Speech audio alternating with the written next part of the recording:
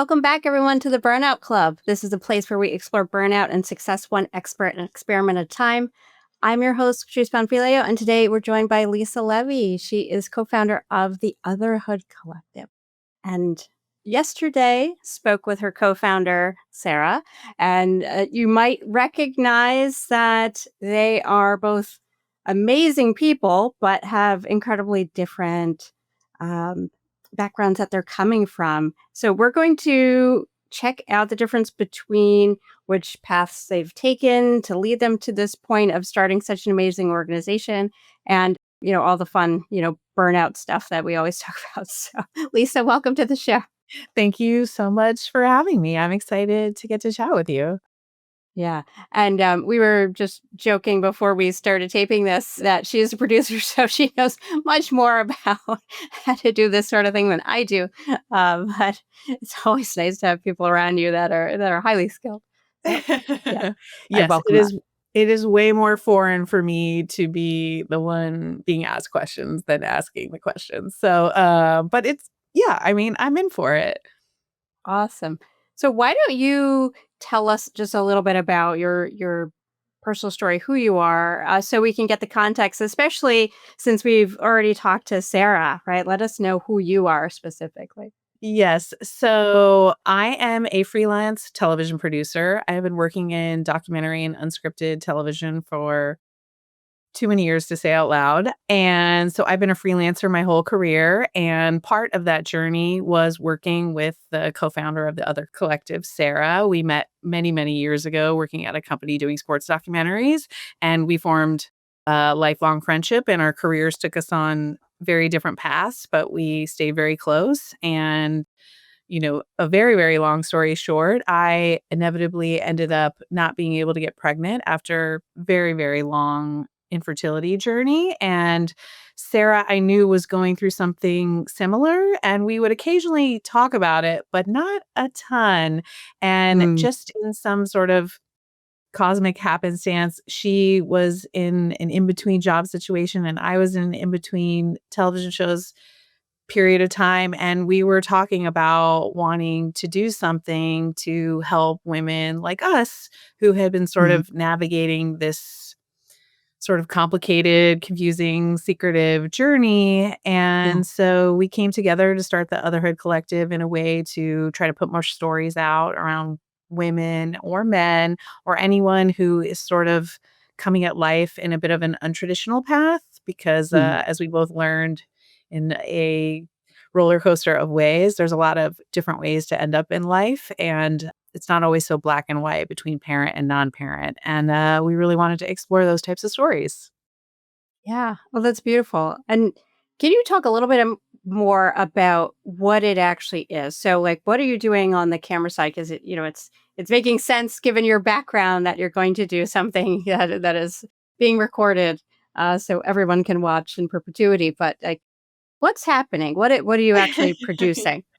Yes. So for me personally, when I was going through my struggles with infertility for over many, many years, I really didn't feel like I could talk about it.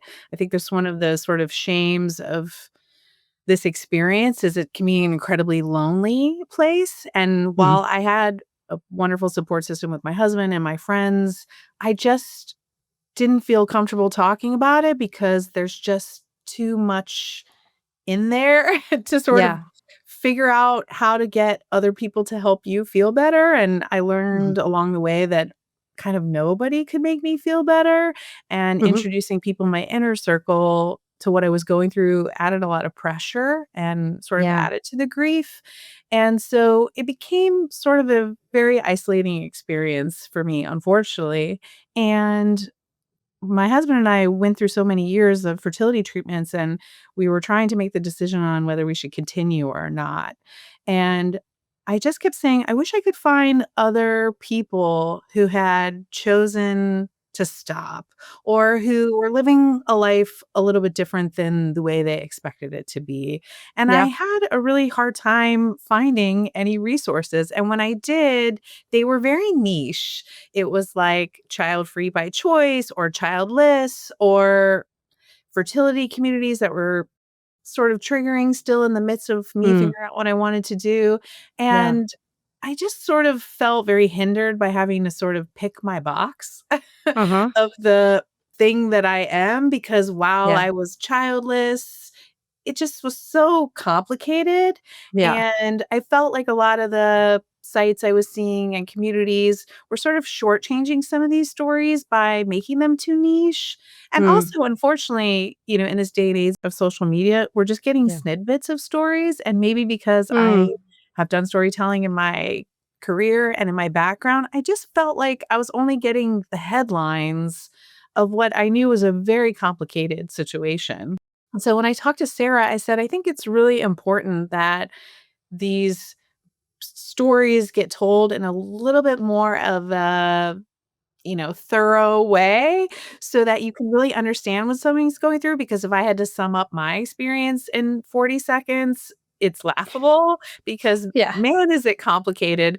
And I Mhm. think I just wanted more of that for myself. And Mhm. so we knew we wanted to do something where we could flesh these stories out a little bit more. And we also knew video was an important component because I do think there is a lot of sort of shame and assumptions being made about each other, whether child free or not. And sometimes the only way to really break that down is to actually see someone be very vulnerable and talk about it. Mhm. Instead of, as much as I gained from reading articles and seeing things, there was Yeah. something very therapeutic about watching Yeah. somebody Not the because same. Yeah. it felt so much more tangible to me. Yeah. And I just knew that there would be help in watching these kind of stories, and for the people who wanted to participate, it would be helpful as well to get to just have a really thoughtful conversation with somebody about, their experience. And so, Mhm. yeah, we really just decided to go for it, and our first test was Sarah and I interviewing each other, and neither of Yeah. us had really ever been on the other side of the camera, and Mm. it was a really amazing experience because we realized as two close friends of 25 plus years, there was so much we still didn't know Oh, about what wow. each other had gone through. And we Yeah. said, okay, I think we're really onto something. If two people like us can get to this Yeah. point, really sharing, then like what joy it would be if other people could have the same. And so we've just been interviewing people and having these very intimate conversations and Mhm. not making them so long that people won't tune out, because we Yeah. know in this we know people can't really watch anything for more than 5 minutes, but we really Yeah. take a lot of pride in making these first person point of view stories that the people telling don't feel shortchanged and the people Mhm. watching feel more seen. Yeah. You just sparked an idea for me. I j like, I think that's a really good idea to interview your friends, especially ones that you've known for 25 years. I'm just thinking about, like, especially as people move and your lives change and evolve, and, it's not necessarily what you talked about when you were Mhm. 10. Things have shifted, maybe for better, for worse, and likely both, right? In different areas. So just to have that one-on-one, like, deep conversation, and the expectation is like you're just sharing for the sake of getting to know each other even more in this format. So, oh, awesome idea. Yeah, it's been really fascinating, and I'm very lucky that I get to be the person conducting these interviews, and some have been friends, some have been strangers, and the Yeah. renowning thing everybody says after is nobody's ever asked me this before. Hmm. Because I Yeah. just think this is a topic that's tricky to navigate Hmm. on whether you're a parent or not, or whether you have a blended family or not, or whether you're traditional or not. Yeah. And sometimes it just takes somebody going a little bit deeper than just projecting the same assumptions that we all maybe have about what our lives are like. Yeah. Yeah. And it's, you might need to hear those stories at different stages too. And, I just remember in my first job, I was young because I was out of school, but I was literally on the outside of this glass. I guess it was an office, and all of the moms were eating together. They were having lunch together, and it looked so Mhm. fantastic. And I just, not, and they were all lovely people, and we just hadn't kind of connected in that way. But I wanted to be in that circle of people eating lunch. And it just, I don't know, really hit me. And it's not like I was even trying to have kids then, but there was definitely, I felt something in my body like, oh, there's something there and I am not there. And it makes me feel odd, during the workday when I'm trying to just do accounting, It's, It's so true. And, I think because we've sort of partitioned like women, especially into these two boxes of kids or Mhm, no kids. And it's almost like the two shall not have anything to connect on, which is mhm, crazy. And so Sarah and I knew very early on that we didn't want this to be a place where people who have kids don't feel like they can participate, because mhm, then we're just isolating ourselves even further. mhm. And it's silly to think a mother can't understand some of my story just because I don't have kids or because I went about it in a different way. Yeah. And I don't know, it's been very fascinating to hear sort of how we have all made assumptions about each other, and Mhm, I know what's been projected on me for years about being someone without children, and that my career is my life, and that I'm yeah. so glamorous and I travel and I'm frivolous and all these things. And I can look at a woman with children and a family and have the same sort of kind of fantasies about what their life looks like. And honestly, we're more similar than we know. And so sometimes Yeah. it's just there's real power in getting a better understanding of what people are going through. I mean, whether good or bad, it's just helpful to know that people are going through it. And I Mhm. think it takes a little bit of the shame or embarrassment away, is Yeah. just admitting like this is good and bad and Yeah. hard. Yeah. All things can exist. We don't have to like glamorize each other's lives just because Mhm. that's an easier narrative to digest. Yeah. So true. So you bring up a very good point, right? So, how do you today define fulfillment or Mm. like your life, like especially for someone who's listening to this and they haven't necessarily found that great anchor for how to not define their life by this fertility journey that they're going through.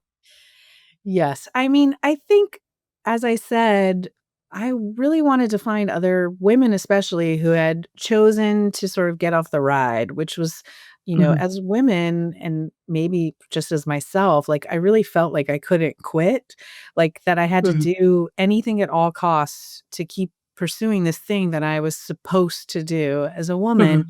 And so much of this idea of failure was in the mix of all of this. Like, I Hmm. sometimes say to Sarah, I lost sight of what I even wanted. I just knew I didn't want to fail.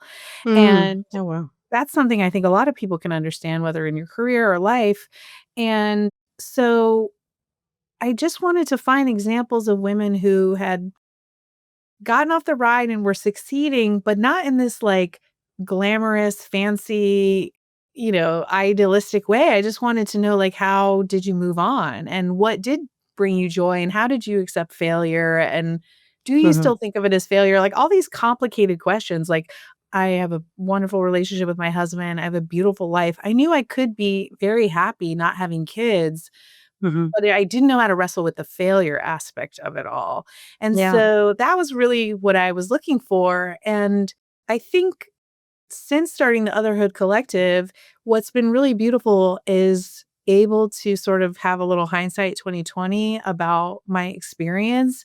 And it has really highlighted all the beautiful things about my life instead of me focusing on the one thing that didn't work out. And Yeah. that's unfortunately how it feels when you are going through fertility treatments and you're trying to get pregnant. All you can think of is that it's not working. You can't think of any of the Hmm. other positives in your life.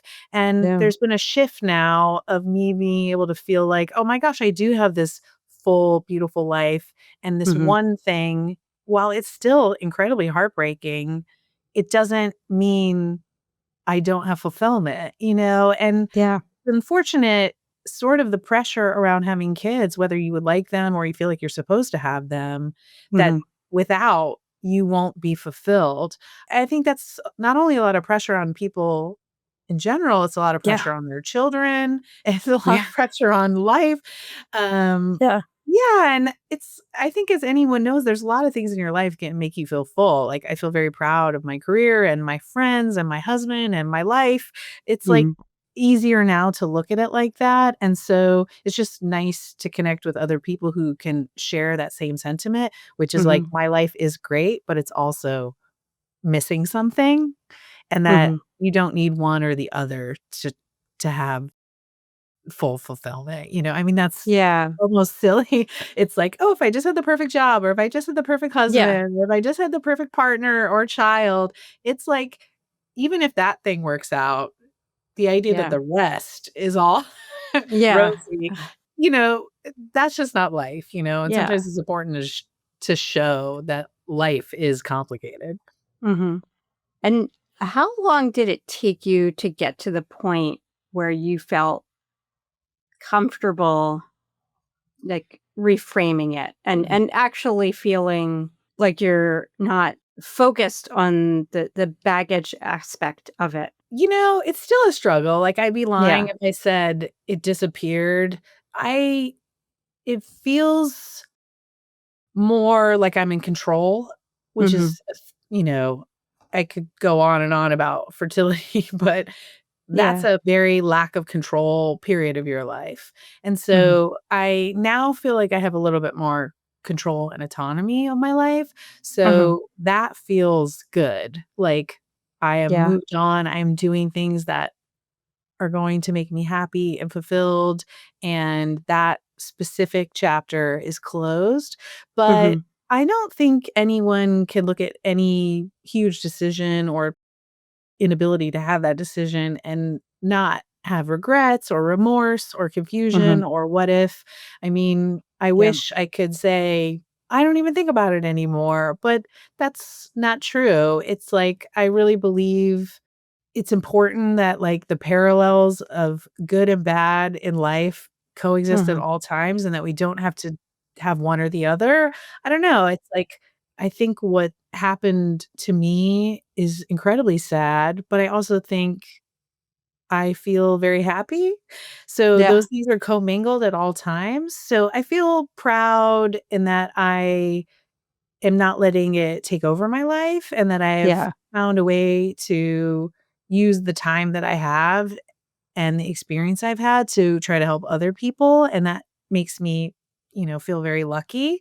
But yeah, it's a balance, It's like good days and bad days, which is, I think, with something with grief that all people have Yeah. to deal with, whether it's children or losing somebody, it doesn't Mhm. it doesn't disappear. It just stays with you, and it's sorta how you harness it for the other things in your life. I think it's so important to mention the word grief, and Sarah did as well, because that's really what you're going through. And for me, when I'm thinking about my own grief, in other aspects of my life, the the turning point, I guess, is I feel like when you're so close to the grief, you you really just, like, don't see happiness at all because you're so consumed.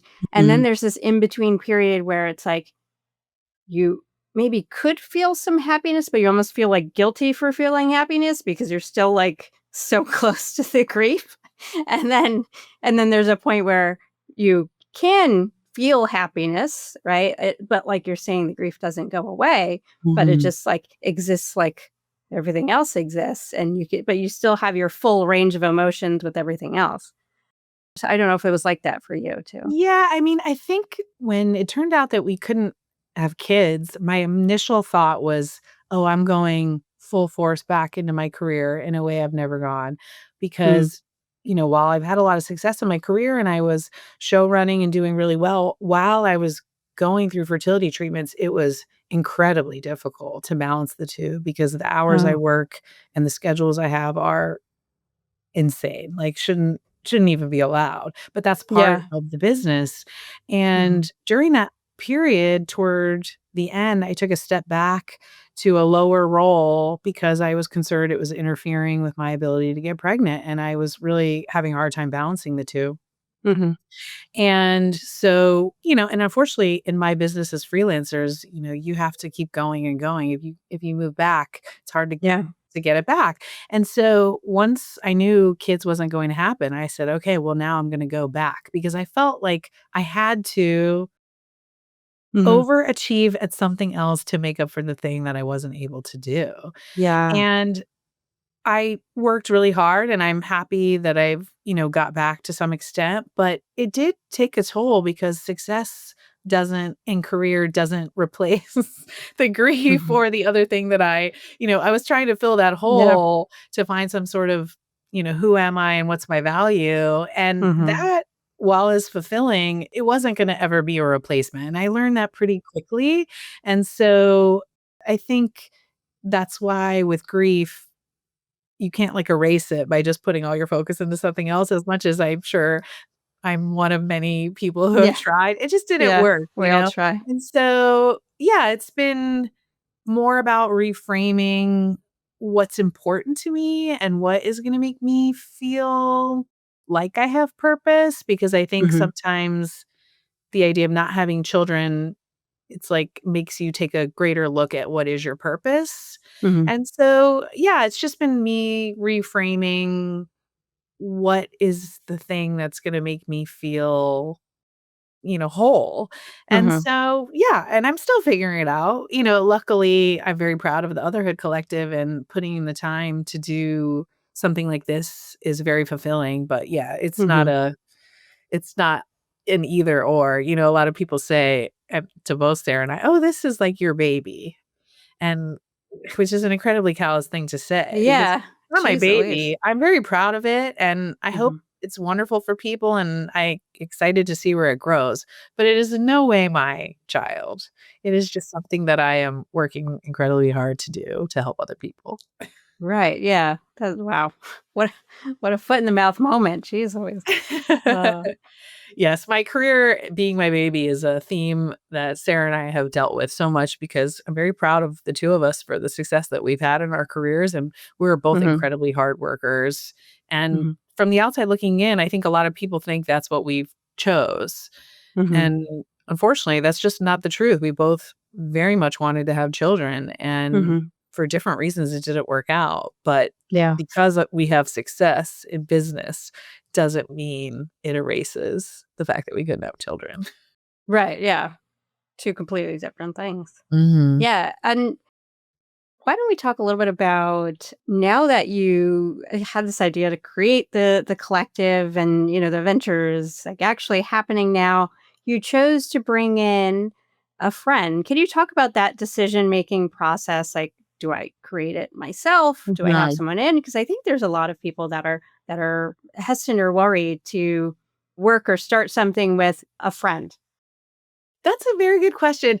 Honestly, Sarah and I are such doers that we probably didn't even think about it initially. We both just saw an Mhm. opportunity, and, you know, I think anyone in my life or in her life would be like, if someone needs something done, who's the first person you call? And we both at the top of that list as Yeah.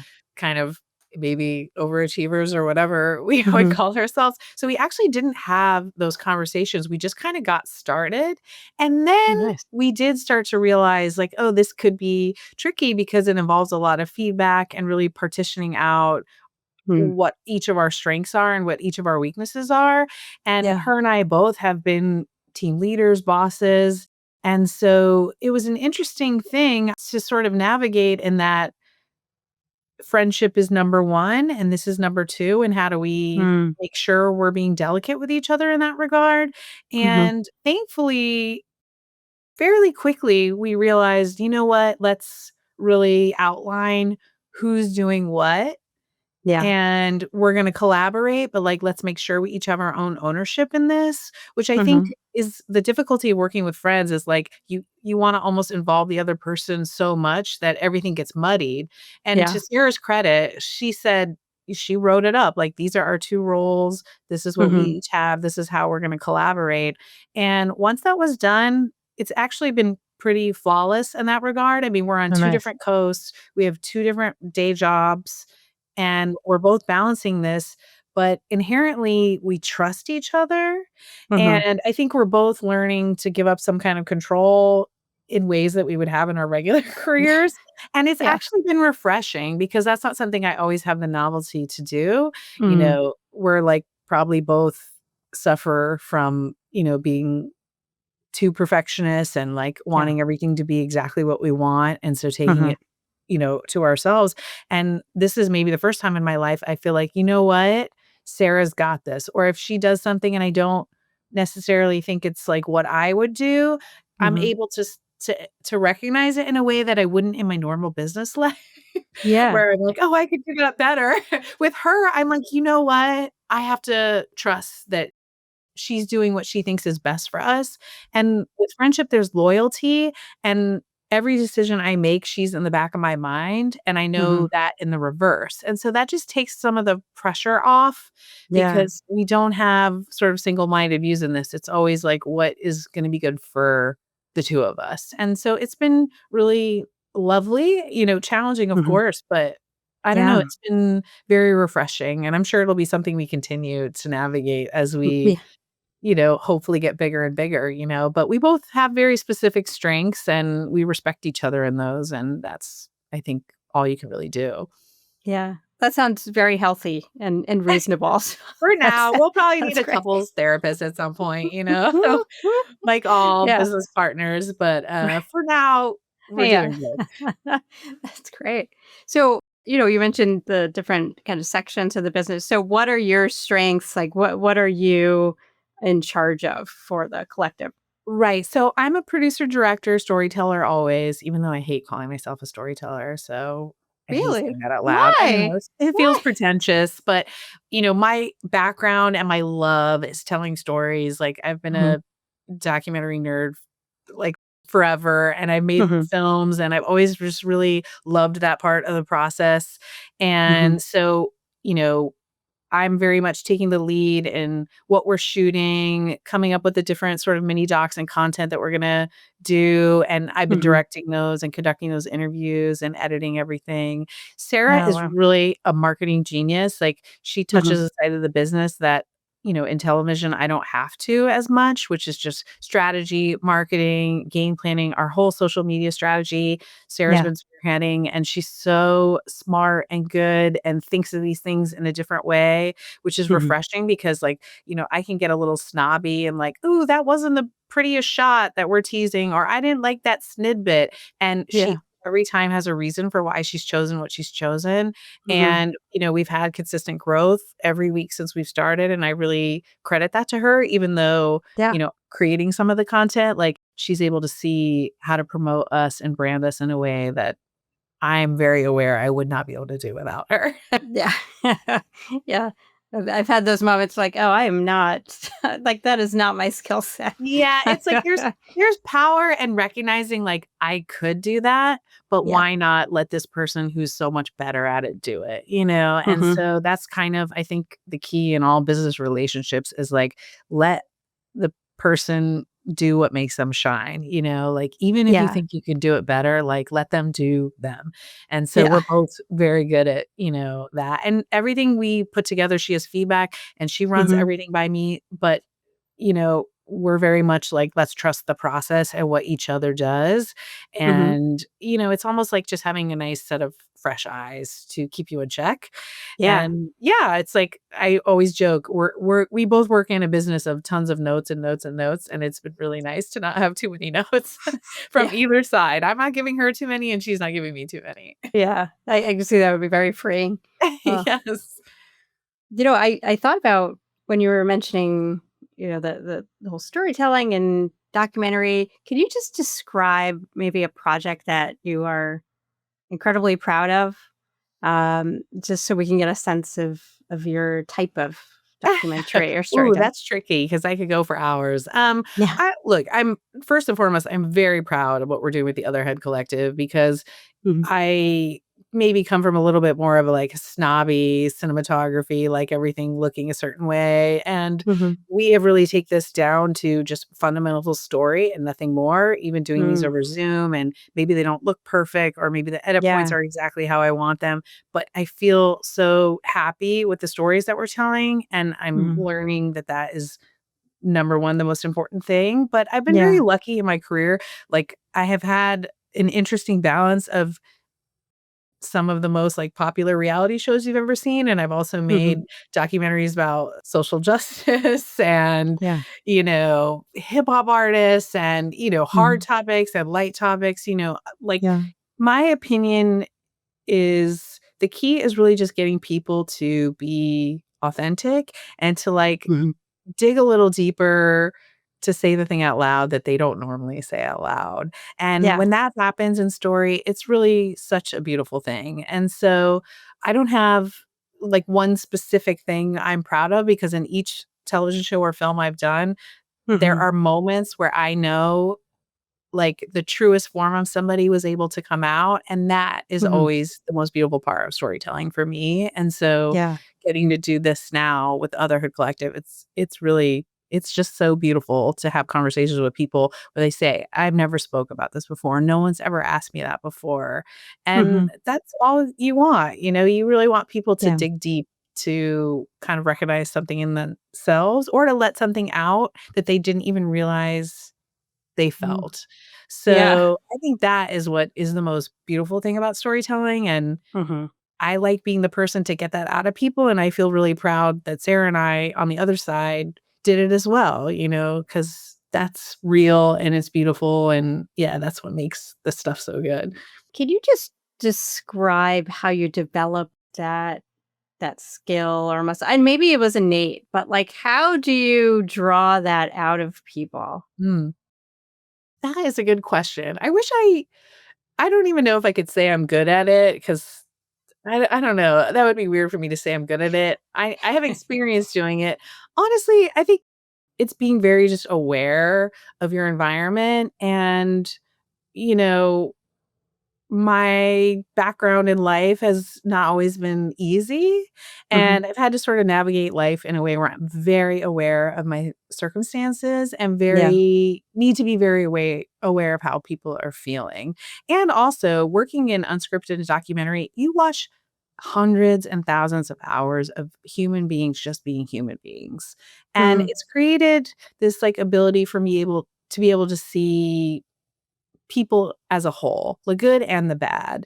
Mhm. And so it's a little bit like sociology, and I'm sure Yeah. years from now people will have, professors talking about this because you don't Yeah. get an opportunity to just watch strangers all day every day and really see Yeah. how they navigate situations. And so it's just created an ability for me able to look deeper into Mhm. people, and I'm just, like, a naturally curious person, and, with the Otherhood Collective, obviously, the subject matter, it relates to me, and I have a lot of empathy and knowledge Mhm. and sort of understand some of the ins and outs of this, and Mhm. I don't know, I'm kind of aware of what I would have wanted someone to ask me, and so it's kind of easy to do it back in return. So, I don't know, it's just listening, Yeah. being careful. I make mistakes all the time, there's no right or wrong way to do it. You just have to sort of go with your gut and really listen and pay attention and be able to sometimes people say things, but you have to be able to hear what they really mean. And Mhm. that is sometimes tricky, and so you just get I don't know. Therapy helps too, anyone who's Yeah. spent years in therapy is probably a lot more better at listening and analyzing what people are saying in a way that makes you think a little bit deeper about what to ask next. Yeah. I can see how that'd be deeper than, like I can tell when I'm interviewing somebody if somebody's been to therapy or not, just in the way they approach answering questions. So, I don't know, maybe it's Yeah. helped me also on the other side. Yeah. That's a great point. Now, what is your biggest, grandest vision for the Otherhood Collective? Woo. Well, I I'm not somebody who likes to think too big too fast because I feel like the ideas are only as good as they grow. Mhm. I actually couldn't have imagined it's gone as well as it has. Like, we really Oh, weren't nice. sure how this would be received or how people would feel about it because, like I said, the topic around not having kids or untraditional lives, it's not really received well, and the stereotypes around it can be quite negative. And so Mm. the response has been incredibly gratifying for both Sarah and I. And we always said the number one thing was we just want to help people. Like I always joked that I just wished I had a resource like this when I was going through what I was going through.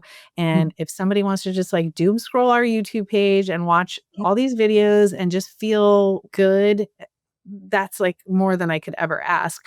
Long term, I think we would love to keep developing content. I have tons of ideas for short documentaries. We're doing a lot of interviews right now, but the wish list is big for tons of mini docs, interviews, like lots of different types of short form content that I think would be really great to tell stories around this topic. But also, we want to build community. I very firmly believe it is sometimes easier to talk to a stranger about this kind of thing than it is to talk to the people in your life. And I still stand by Yeah. that. I still have a very hard time talking to my family and some of my friends about Mhm. this, even though I've put it on the internet for other people to see. Yeah. People have been like, you never told me that. And it's true. It's easier in a different space. And so we really want to continue to build community where people feel like they can seen and talk and be heard that's outside of their inner network. Mhm. Because sometimes that's, helpful. Like I always joke, like people go on these like Reddit, you get in a Reddit hole and you're just reading Yeah. and reading and reading and you don't participate.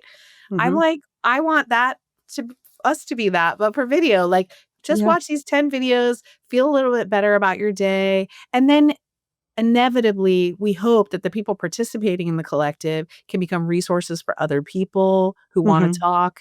I've had somebody reach out to me to say, I really, that story you posted really resonated with me. Could I be in touch with that woman?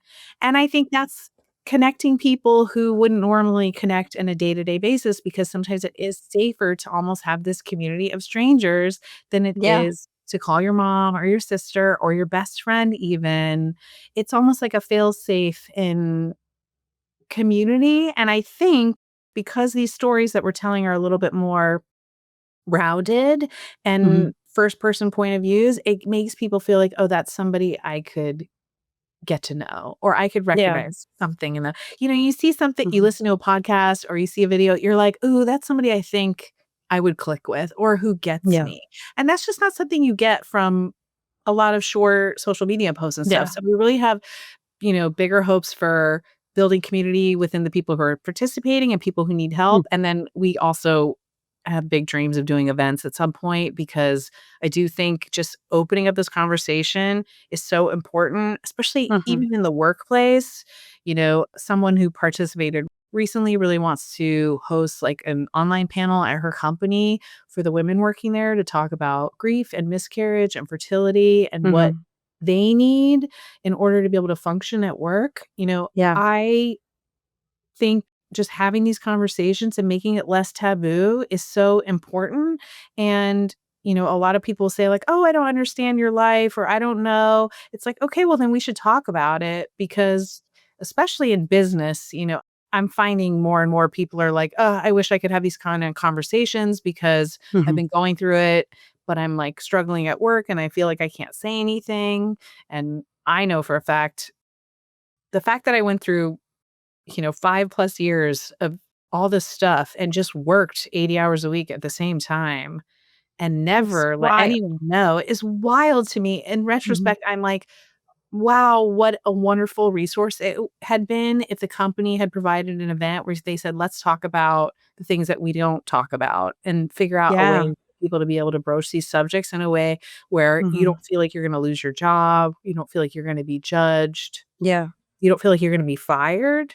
I Mhm. mean, unfortunately, that is going on more and more, and so yeah, and Yeah. just things that you shouldn't say, the more we talk about the things that people say that hurt us, the better, Yeah. It's like, no one knows that it hurts my feelings when you say, "My career is my baby," but it does hurt my feelings quite a bit, Yeah. and unless I speak up and unless these conversations are being had, Mhm. there's really nothing that's gonna change, so, yes, we have hopes for events and ways to, like, bring a lot of these conversations to light in environments where maybe it normally wouldn't be discussed.